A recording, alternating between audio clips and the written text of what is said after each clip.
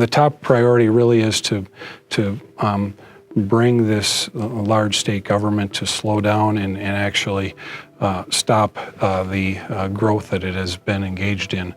I care a lot about politics, about what the government's impact on people's lives, and I was really frustrated with government's involvement in healthcare about 8-10 years ago, and so talking to them about what's important to them, what their desires are, their personal successes. I just like getting to know people and building those relationships, and so that's probably what I'm looking forward to most. All of them, regulatory, taxes, it all fits together to cause a snowball of problems down the road.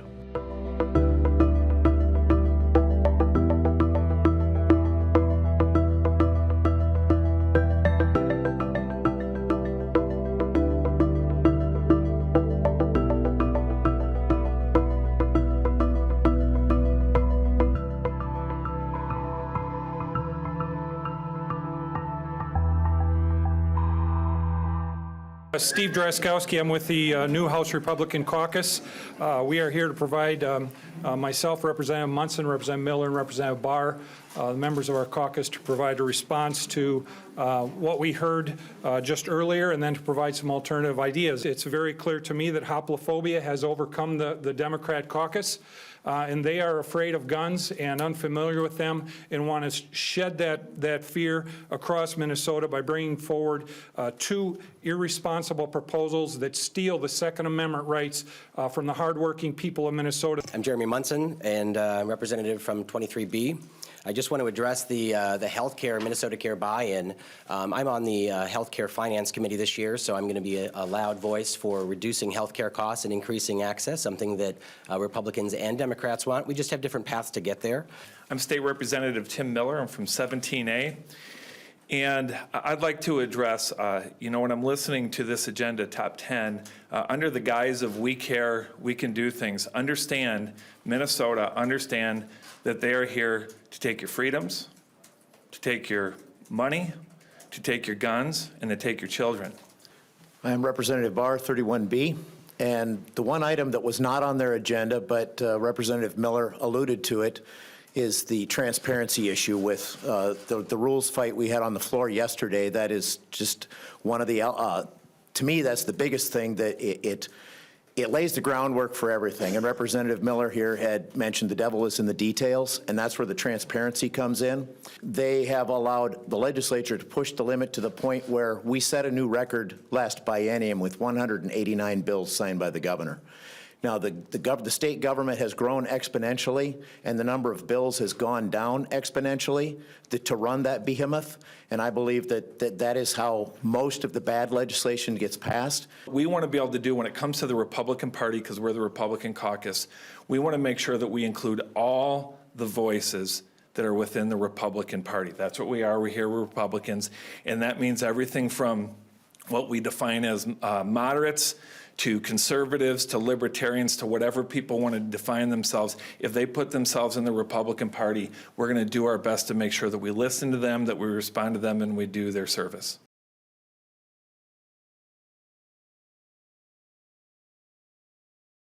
A lot of people ask me why we started the new House Republican Caucus. And it was really grounded in staff and resources here at the Capitol. We come to St. Paul on a mission to write bills for our district, to actually steer course back onto following the Constitution. And when you get to St. Paul is that leadership has a different agenda. They are beholden to special interest groups and lobbyists and others that control the legislation here. And so if you want to vote for your district, you want to represent your district, you want to vote along the constitutional boundaries, then you need to be able to get out your message when you do vote or when you draft bills that follow those principles. And we needed staff to be able to help us get that message out. All of the staff, when you're in the majority, reports to the Speaker of the House, and they decide who gets what staff member. If you're a freshman legislator, you tend to get the most green staff that doesn't really know what's going on yet.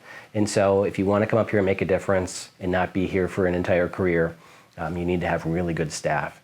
And that's why we started the new House Republican Caucus. Well, some of the things I learned early on about being in our own caucus is we had to really kind of pave the way. This is something that hadn't been done before, at least in modern times. We weren't aware of anyone who had formed their own caucus before, so we had to make certain that we were well connected to the leadership in the House and the nonpartisan staff, and connect with them about what arrangements we could make and what the procedures would be for forming our own caucus. But then once we got into our own caucus, it was, okay, so now how do we organize? How are we going to be represented on the floor, where we need to establish seats on the floor, office space, all of those things.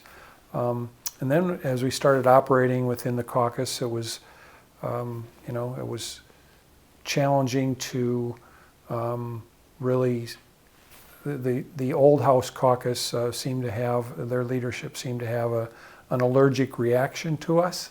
And so to continue, serving out our principles and the approach of bringing conservative representation to the House, and not necessarily marching to the drum, certainly not marching to the drum of that other caucus, but being certainly willing to work with them, but not necessarily open to their leadership. I wanted the flexibility or the ability to represent the people of my district in accordance with what I told them I would do. I did not like being told that you're in the majority, you have to vote for this bill. It's a Tier 1 bill, you must vote for it. There is no such thing as a Tier 1 bill. The taxpayers and the voters of my district sent me here to do a specific thing that I ran on, which was smaller government, more transparency, more accountability to the voter, and I was not seeing that in the old caucus. So I wanted to try and do something that would promote the ideas of limited government, transparency, and accountability. The reason I joined the New House Republican Caucus really is at the root of why I serve here in St. Paul, and that's to best represent the people of my district and to do what I fundamentally think is right, or at least what my convictions tell me. After the election in 2018, and we lost the majority, Representative Drazkowski and I were talking about the problems that we have, and it was really rooted around one person, and that was the leader of that caucus. And we weren't sure what to do, and he kind of said, well, maybe we should form our own caucus. And to which I said, you can do that? And it's funny because other people since then that have been in the legislature and didn't care for that leader would say, I didn't know you could do that, or I would have done it. So really the evolution of the caucus, it started there, but then it came out of necessity of what does this look like that we're going to carve our own path. And in the end, we were told that we had to form our own caucus, the New House Republican Caucus. Making the decision to join it was not difficult for me at all. I knew it was the best way that I could be a true state representative for the people. Shortly after forming, the New House Republican Caucus had developed a platform to be free, honest, open, frugal, brave, and safe. By early February, they had drafted more than 15 bills.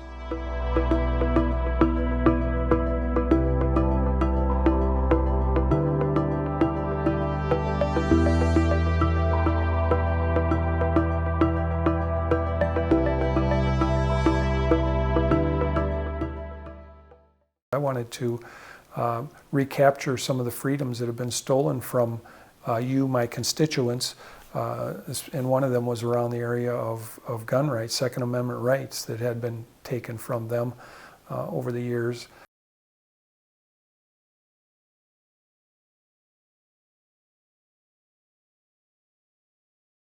We in the past have had made efforts at doing those, and we found the leadership in the old caucus squashing those efforts, even to the point where they wouldn't allow us to bring amendments to the floor because they were worried about the perception that might have for some of the moderate members or people in in districts that are closer to the core metro. They're in really the suburbs of the state, where they might not be as inclined towards gun freedoms, Second Amendment freedoms, as some of us were. So being in our own caucus, we could actually bring these amendments, and I brought both of them, and we got recorded votes from all the members in the House on those two amendments, something that we wouldn't have been able to accomplish in the other caucus, because we would have been tarred and feathered for doing so. What was great about last night is we, for the first time ever, we got a straight up or down vote on constitutional carry in Minnesota. Now, we knew that it wasn't going to pass, but what's really important about roll call votes, and you guys hear me talk about this all the time, you guys hear me talk about how important getting roll call votes is, because that is a crystal clear indication of when a piece of policy is before a legislator, that whether they support it or not. What you will hear on the campaign trail all the time is, well, I got to see the bill. I can't commit to it until I see the bill. Well, there it is. There's the bill for constitutional carry, Mr. or Mrs. Legislator. Do you support it, yes or no? And we got that vote last night. We also got a straight vote on Stand Your Ground. And that's also very important, because they'll say on their surveys they support Stand Your Ground or they support constitutional carry. Sometimes they'll say, well, I support it, but I got to see the bill to be sure. Well, there it is. The amendment I proposed for right to keep and bear arms is important because that's the amendment that protects all the rest of them. There's a cute little meme, and Schoolhouse Rock, so you got the two little bills there. Well, there's one standing at a podium, and he's banging his gavel and giving his speech. And behind him, back to back, is another one holding a rifle and says, I got your back, bro. And that's exactly what it is, because as soon as the government takes away our right to defend ourselves, then all of our other rights start disappearing. They have been disappearing slowly but surely, but they will go in an avalanche. The only freedom of speech that the Minnesota Constitution protects is for the media and for lawmakers. It doesn't protect a regular citizen's right to free speech. Now, most will argue that they're protected under the federal Constitution, which is true. But in order to sue, to protect your rights, you have to sue in federal court, not state court. And so we wanted to make it easier, faster, and less expensive to defend oneself under First Amendment claims by putting that type of amendment in the Minnesota State Constitution. And this was also very important because of free speech on campus. Right? We have Democrats trying to create free speech zones on campus, saying that the only free speech that can occur is in this little area here outside the mall or something. We should be having free speech allowed everywhere on campus, at state schools. And so having freedom of speech clearly defined in our state constitution was really important, and that's why I authored that bill. The pro-life issue, defending the unborn, is by far and away paramount in my life's calling. I thought, all we talk about is this is the choice of the woman, and all these things that are on this side, we aren't talking about that human being. Like, they don't have a voice in this. I don't think we even think of them as a human being. And it dawned on me, before I was ever legislatively minded, I said, we need to pass a law that says, you can't kill something that has a heartbeat. Now, I believe in life at conception, but when there's a heartbeat, it's pretty tough to argue that that's not a human being, right? When we legislate, we also have to bring a conversation forward. And it changes that narrative. If there is a heartbeat, is it a human being? And if it's a human being, are they afforded the rights and protections of all other human beings? And that's the conversation I think we need to have.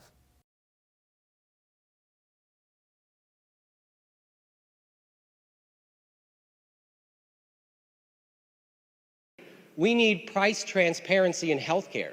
We need to allow people to shop outside of their insurance networks where they dictate they go. That's why I am the chief author of the Patient Right to Shop Act, which would bring drastic free markets to healthcare and allow people who are the sickest among us, who have the highest costs of healthcare, to actually shop around and save money. The insurance company has to give them 50% of the savings. The other 50% goes to the insurance pool to lower the cost for everyone. My bill's held up in committee just like this one. The committee chair sitting on mine used to work for the insurance industry. I was kind of excited about getting a hearing, knowing that the Democrats are in charge. But I'm not going to get a hearing either. This is frustrating. And I'm just asking for the right to shop for care. I want price transparency because I know free markets are proven and they drive down the cost of care.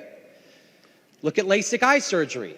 It isn't covered by insurance and people have to pay cash. Used to cost thousands and thousands of dollars, and now it's like $2.99 an eye, buy one, get one free. People have to advertise, people are allowed to shop, people are rewarded financially for shopping. This system works because when you empower patients to shop, then the insurance companies can't buy their way into legislation on either side of the aisle. I had worked for the House Republican Caucus in 2012 when I heard about the leadership contest after they lost the majority in 2018. I was actually in conversation with Representative Drazkowski around that time anyway, because I was working at the Taxpayers League of Minnesota and he was one of the most conservative representatives, and so we often talked about policy. But I learned about how he and 3 other members had decided that they were going to form their own caucus. And I thought it was a great idea because they were in the minority.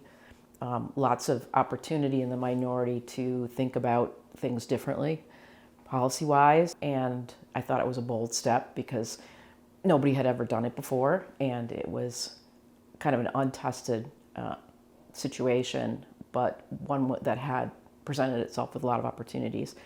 And so when I called Draz to congratulate him, he said, and we're going to be hiring staff, would you be interested? And I said, yes, that would be fantastic. At first I was constituent service / communications because that was the role that was open. Andy Gilday came back out of retirement and was chief of staff. And then they had already hired Luke Sprinkle as in LA. Because I had done pretty much everything for either the HRC or the Taxpayers League, in terms of social media and writing and research. We didn't have enough for a media person. We didn't have enough for in LA. We didn't have enough for research. We had to combine them all together. The first person was Andy Gilday. I knew that he was the husband of Chief Justice of the Supreme Court, Lori Gilday. But it was just, that's all that I knew, right? And he came in to interview, and he was instantly larger than life. And what a great man, and his dedication and his heart for this state and for this country are second to none. We got to know that over time, how he served us. He was fearless like us. And when it came for his, is there anything you want to ask us or say? This is basically what he said. He said, I want the 4 of you to know that what you're doing is groundbreaking. And it is going to shake up a system that needs to be shaken up. And I would be proud to join you in that effort to give the government back to the people of Minnesota. We talk about servant leaders, people that are public servants. Andy and Lori are the true definition of that. We don't have enough of them. Andy was here for doing the right thing. That's what we all need to be here for. So what I can tell you about Andy Gilday is he was a gentleman. He was a visionary. He was somebody who had immense institutional knowledge here. He had been in the House of Representatives as a staff member for many, many years, and he knew many of the people and knew them well and had deep-rooted connections to them. He also had very strong convictions around freedom and the Constitution. And he understood, and our approach as a caucus and our members' desire to represent the trueness of the Constitution and represent our people by adhering to the Constitution was ever present. He was somebody, when we first hired him, we interviewed him, and we said, Andy, why are you here? And he said, I love a revolution. And I don't know that what we were doing was intended to be a revolution, but it certainly was viewed that way, I think, within the Capitol here. And so he wanted to be part of that, and we wanted him to be part of our team because of his energy, expertise. Again, he was a visionary. He had all kinds of ideas that he brought to bear. He always had developed different quips or quotes that we could use or borrow or recondition for our speeches that were very, very descriptive and very powerful. And we will certainly very much miss him. He was an excellent human being and a great American.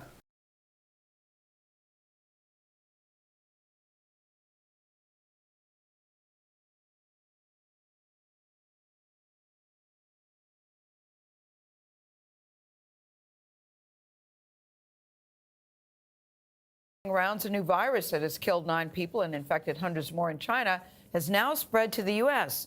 A man in his 30s from Washington state is the first person in America to be diagnosed with coronavirus, it's called. We have a new name for the coronavirus. The World Health Organization has officially called it COVID-19. Co for corona, Vi for virus, D for disease, and 19 because it started last year. As of 6 a.m. Geneva time today, China has reported 70,635 cases of COVID-19 to WHO, including 1,772 deaths. I've just signed Executive Order 20-01, declaring a peacetime state of emergency for the state of Minnesota, dealing with the coordinating of Minnesota's strategy to protect Minnesotans from COVID-19. On April 14, 2020, the new House Republican Caucus introduced a resolution to force a vote on the House floor to end the governor's peacetime emergency powers. This meant he would have to work with the legislature to pass any laws needed to manage the pandemic. We are living in an unimaginable time, a time when people's freedoms were taken and many people forced to live in complete isolation, a time when people have been arrested for playing catch with their children or playing cards with friends on private property. You've all heard from business owners and employees in your district who've lost everything, who are calling you and they're at wit's end. The government has taken this from people. The government has taken this, and unlike taking a house to build a highway, we don't give them due process. We don't give them just compensation. We give them a phone number that nobody answers. We give them an application that nobody gets back to them on. Madam Speaker, in our efforts to save lives, we are killing livelihoods. In just the past few weeks, the governor has ordered businesses closed and shut people up inside their homes. Our economy has been smoked. The state budget projection of $1.5 billion surplus is now likely a gaping deficit. I heard 14% of Minnesotans have filed for unemployment in 3 weeks. In my district, farmers' milk prices have been slashed, hog and beef prices are in the tank, and the fact that there's not a market for their finished animals has placed some farmers in positions that involve very difficult decisions about what they are going to do with the newborn offspring that they may no longer have room for. The fact that we want to try and push the peak out to July suggests to me that we want to keep the economy closed until July. There won't be an economy left to come back to if it's closed in July. After the 2008 economic disaster, we saw a spike in suicides, drug abuse, divorces, every socially bad thing that goes on inside of our communities. We saw a spike in that. There's a business person who called me this morning and said, what can we do? They bought this business in less than the last year, and it was a thriving business out in our area. And the work that they do is essential for our area. But because of the sickness, because of the governor's orders, because of so many different things, they're facing something that was not their own doing. They're facing probably closing their business. But members, our state and our nation abide by constitutions. And those constitutions call for a separation of powers. And while there might have been a period of time to where we had to exercise those executive emergency powers, that time has ended. In 1964, Ronald Reagan said in his speech, A Time for Choosing, he said, "The founding fathers knew a government can't control the economy without controlling people, and they knew when a government sets out to do that, it must use force and coercion to achieve its purpose. So we have come to a time for choosing." We were the first ones to craft such a resolution. Representative Drazkowski had to actually come up with a way to show the votes. That was an agreement with the other caucus that they were going to deprive us hands so that we couldn't get a roll call vote.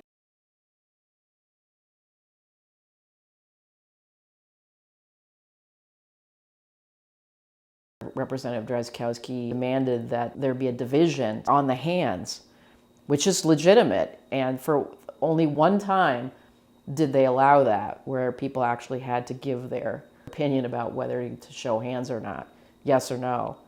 After that, the chief clerk figured out that they didn't have to do that. And it's not in the journal, because division isn't in the journal. It just says whether the division was supported or denied the ability to have a roll call vote. So there were a lot of weird things that happened like that because we pushed the edge of the envelope and continued to resist. And this is when a lot of people were in the public were saying, "You guys are crazy. This is like the end of the world, the pandemic, and you're like trying to kill us all." And so they were very brave in moving that direction because they had strong convictions about what they should be doing. Every Democrat and nearly every Republican voted against it. Only 11 Republicans from the old House Republican Caucus voted for it. 2 weeks later, all House Republicans were on board. Wow, those emergency powers, lockdowns, it's amazing we're getting out of COVID now. And you almost look at that as it's in some ways ancient history, which is maybe good. Because there's a lot of bad that came out of it, a lot of bad habits in government, a lot of bullying by government. For constituents, what was really a challenge is in the early months, no one knows what's going on. They either feel powerless or they were made powerless, and they were turning to me for answers. And I was a person that was in power. I'm in the legislature, and since government decided that they were going to control people's lives, which I certainly don't agree with, but the reality is people were forced to come to me. I can tell you that in those first couple months, there would be multiple phone calls throughout the day, multiple emails. I would drive to people's houses, and it could be anything to where they might ask me to help them with something, but I was really consoling, to where I was fighting for them for very specific things to keep their business open. Or what about insurance, or just whatever the case is. The governor just said we have to do this. What does that mean for me? When they shut people down for 2 weeks, there were a lot of people thought they had to carry papers with them if they left their house or they were going to be arrested. That is stunning to have conversations that, what do? I have to take my child to the doctor's office, and they're saying I can't go in the room. And I think if I go and take them, I might get arrested on the street, which was not the case. But I'll tell you what, the behavior of government, it was a legitimate concern. My biggest trouble during the pandemic, during the shutdown and all that, was that we brought forward the terms essential and non-essential. Society should never use those two words. That is, because I know what they meant, what is the work that has to be done out there. But I'll never forget, a couple months after that happened, someone came to me. They were working again. And they said, "Tim, I was labeled non-essential." And this is their term. "I never felt so lonely and scared." Because our society said they weren't essential. The people that know me, I work in the pro-life arena. And the dignity of those unborn humans is a challenge in our society. I think during peacetime emergency powers, there were people that lost their dignity and were viewed as non-essential. We better never go there again. Yeah, I own a retail shoe business, Baker Shoes in Winona. It's a 98-year-old family business, and I can tell you that it had a great impact on our business, a great detrimental impact on our business, and the lockdowns forced some of our employees not to show up to work.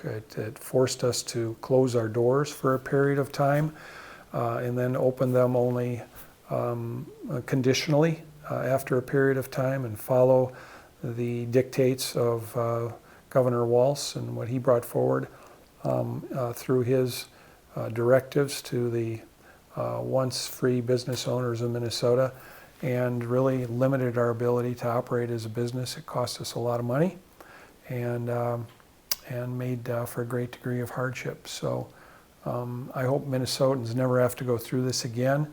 And I'm certainly very hopeful. I know there's very strong appetite among Republicans to completely rewrite Chapter 12 in Minnesota statutes so that this abomination that we had happen here in the state of Minnesota, that this abomination doesn't happen again.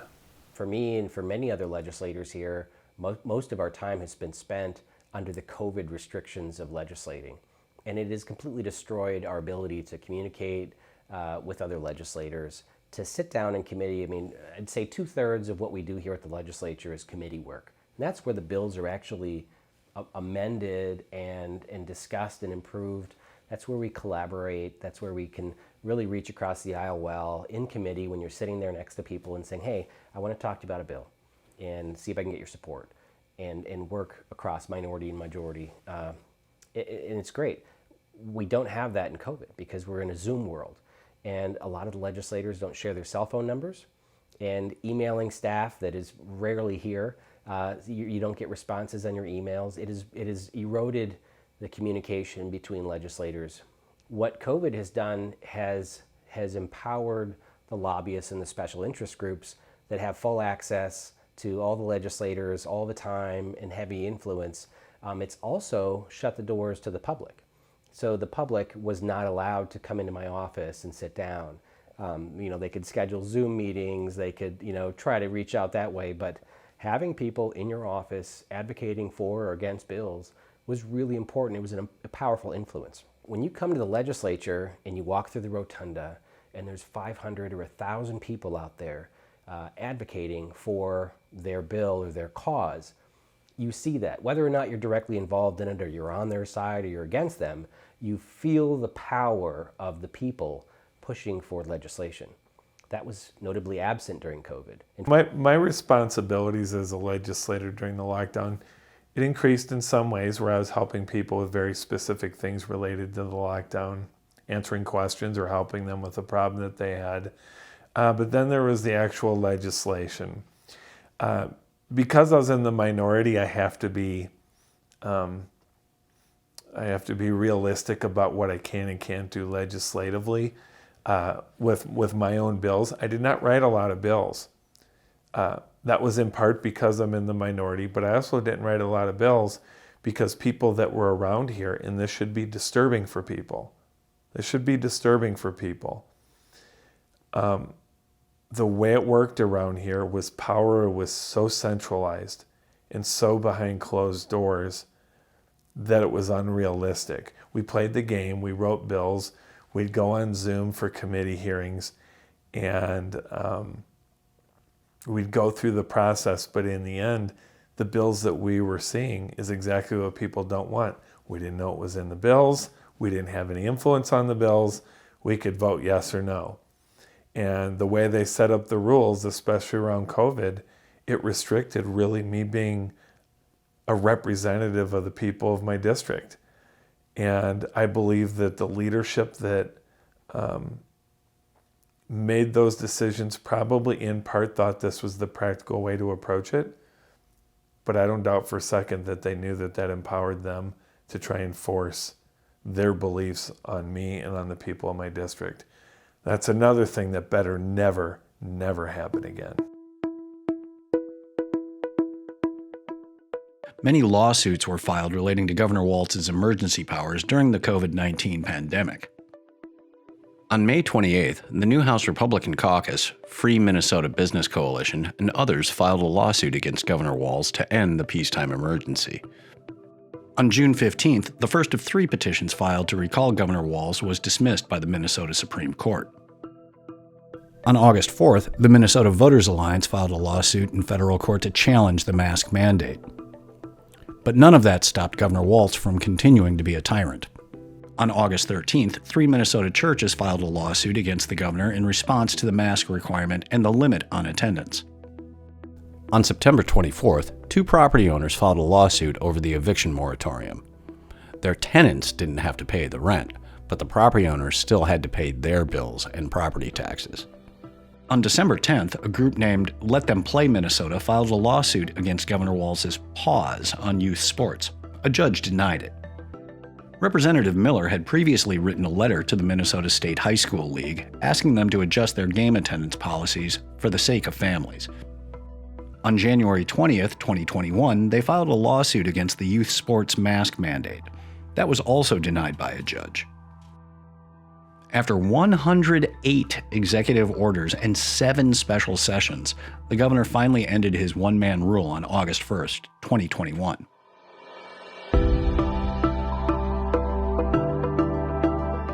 Following the death of George Floyd on May 25, 2020, protests became full-blown riots, with businesses looted and burned, and the 3rd Police Precinct in Minneapolis abandoned and set on fire. After 3 days of mayhem, Governor Walz finally called in the National Guard. There was a chain-link fence after the George Floyd riots around the Capitol to prevent the public from coming in and even gathering to protest. And so we were infringing on the people's First Amendment right to advocate for change at the legislature, and that was really sad to see. On June 10, 2020, activists toppled the statue of Christopher Columbus on the grounds of the state capitol. Governor Walz knew of these plans, yet did nothing to stop it. State troopers were told to stand down. The felony charges against the leader of the mob were later dropped.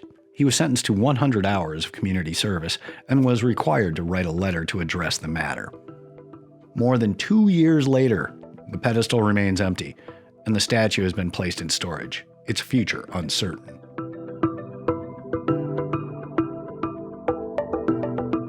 Once the lockdowns were lifted, a new threat to personal liberty and religious freedom emerged.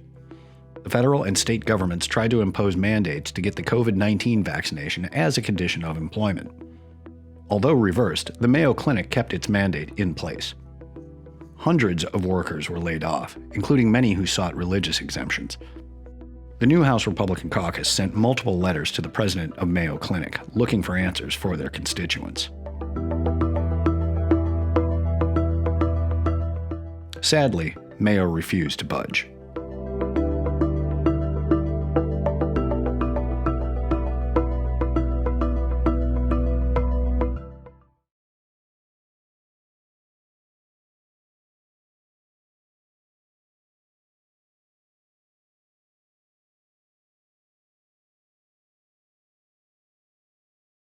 In July of 2019, Representative Drazkowski submitted a letter to the Congressional Ethics Committee regarding the behavior of Congresswoman Ilhan Omar.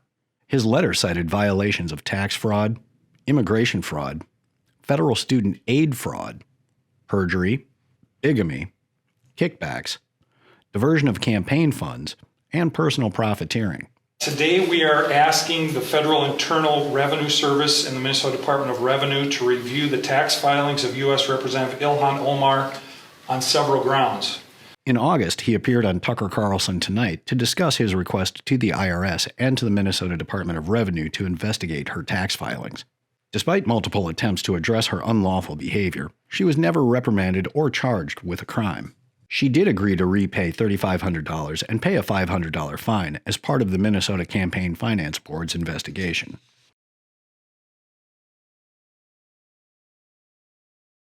What's important to know about the 2020 election, and in our caucus, we came out very strongly, filed a lawsuit immediately after the election, challenging the election results because in Minnesota we didn't follow the law. The Secretary of State, Steve Simon, came to the legislature in March of 2000, right when COVID hit, and said, we have an issue we want to address, we want to change some laws to accommodate a potential widespread spread of this virus during the election season. He was right to do that, and we had a very robust discussion and passed bipartisan reforms for election laws to address COVID specifically.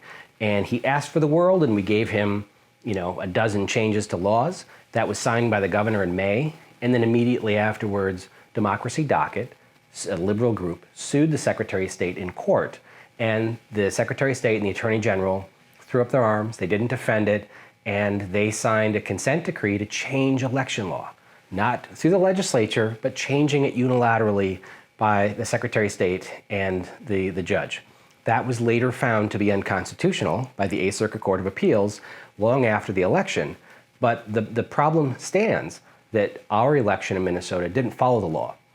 They formed out this consent decree that eventually ended up doing exactly what the League of Women Voters wanted to do in their petition, which was to remove from the election rules the requirement that there was a witness signature on the absentee ballot. So we went through that election without that witness signature.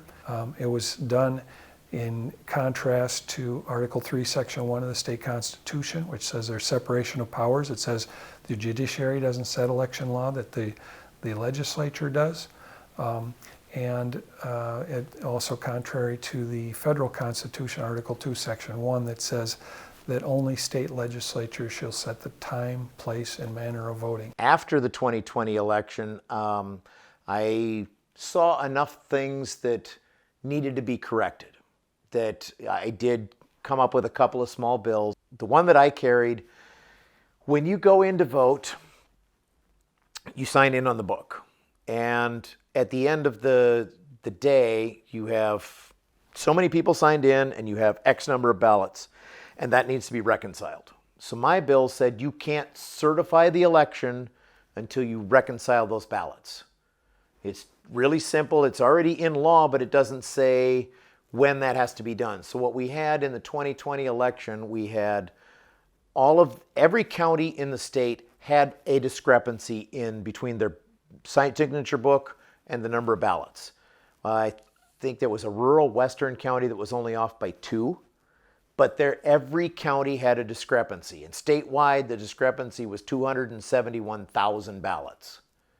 And yet we certified the election prior to balancing this back out. This is important. It has changed elections in the past. This is a piece of election integrity. I really don't care who wins or loses. The voters will decide that. But we should all agree that we want an honest, fair election.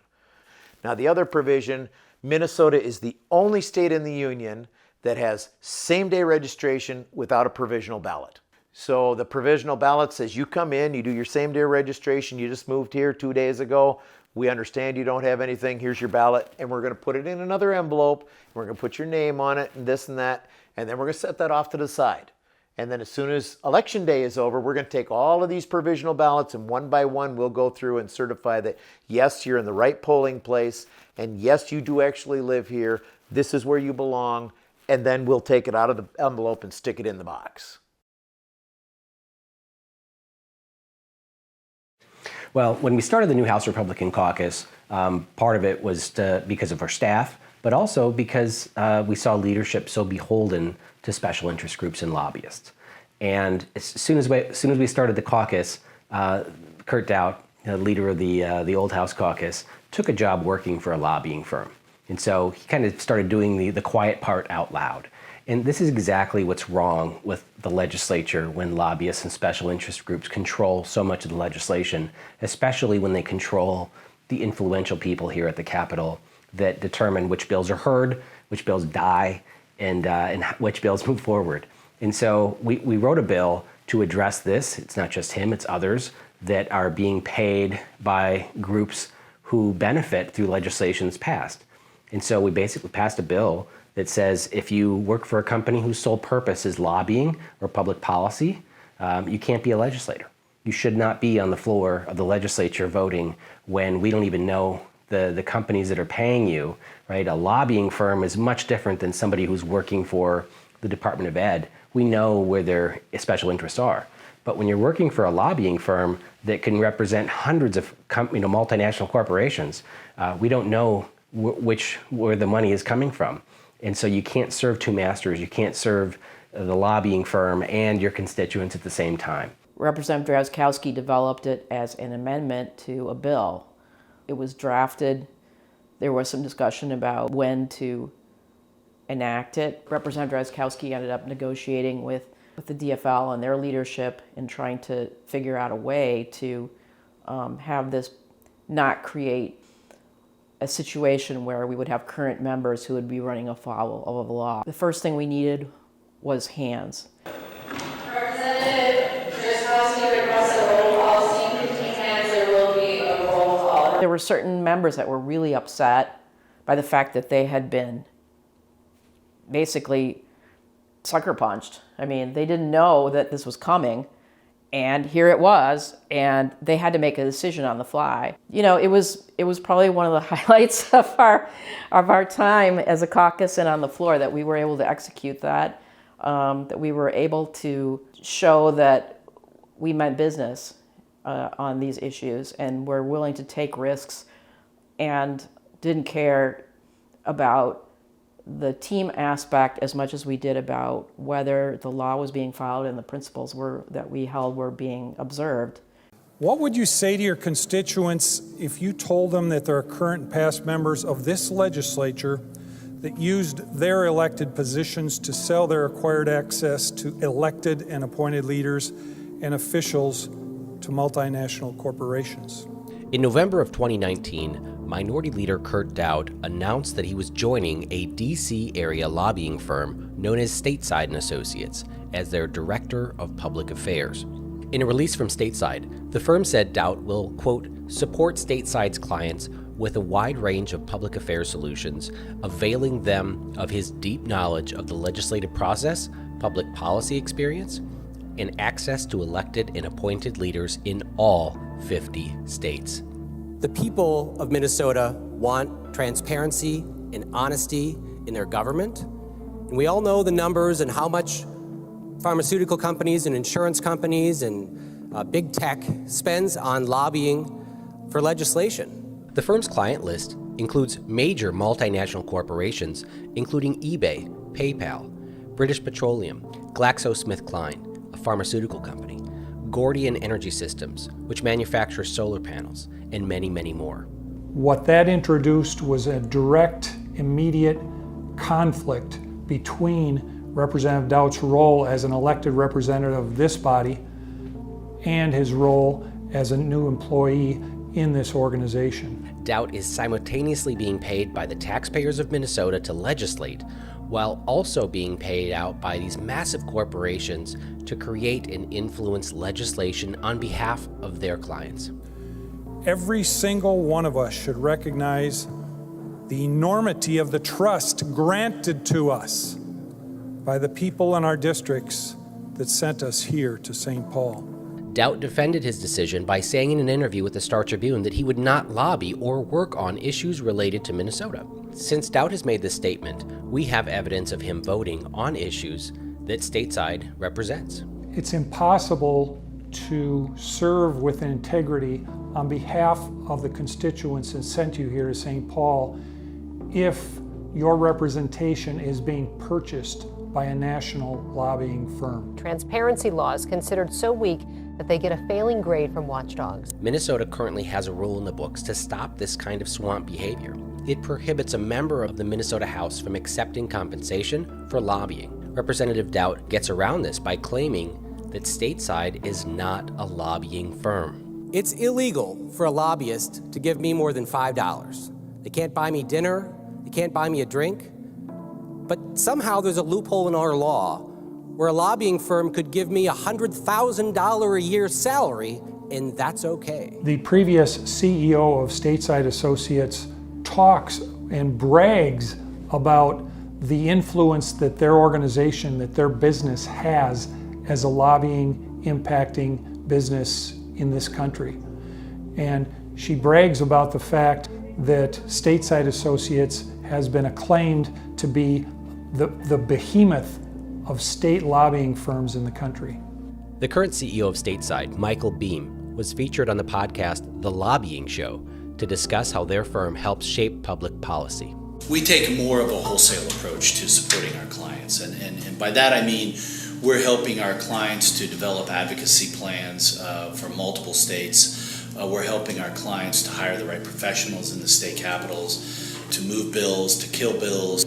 We just passed language in one of the budget omnibus bills that is going to be signed into law here in the state of Minnesota that will put an end to this tragic situation we have in the state. This legislation prohibits legislators from accepting employment or receiving compensation from any business whose primary source of revenue involves lobbying, government relations, or government affairs.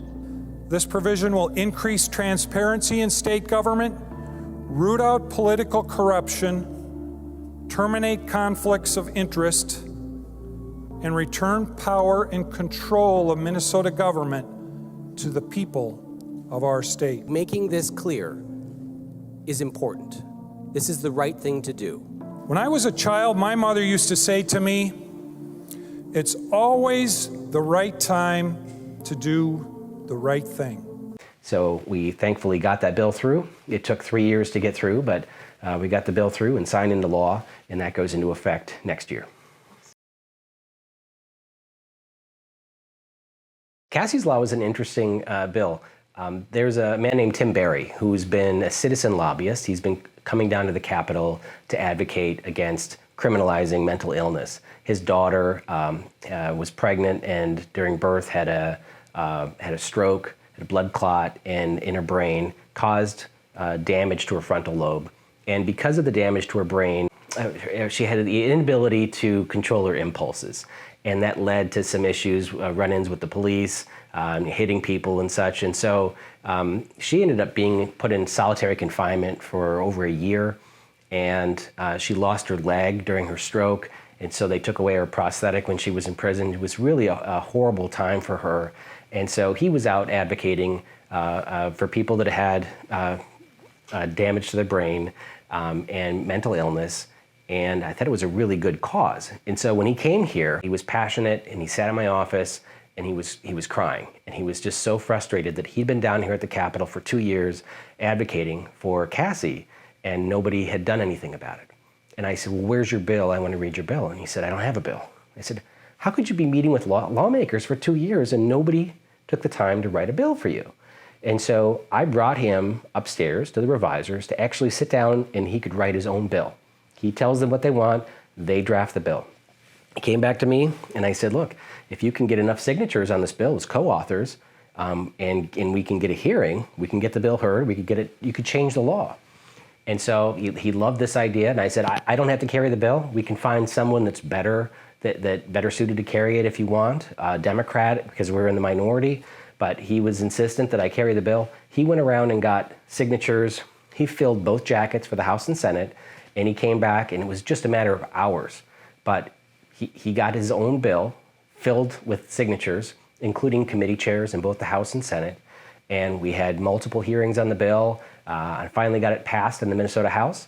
We just couldn't get it to move in the Senate. But basically, it said if you have a traumatic brain injury, that if you're convicted of a felony, that there would be a pre-sentence neuropsychological exam to determine if your brain injury influenced your decision or what you did during that, what would cause you to be in jail. And so the judge could then take that into consideration during sentencing. There's a very small group of people that would be impacted by that bill, but it would prevent people with mental illness and brain injuries from falling through the cracks in the criminal justice system. So it was a great bill. And I hope to see that bill get through someday. We got through a study for the bill, and like I said, it passed the House, but we just couldn't get it to pass the Senate.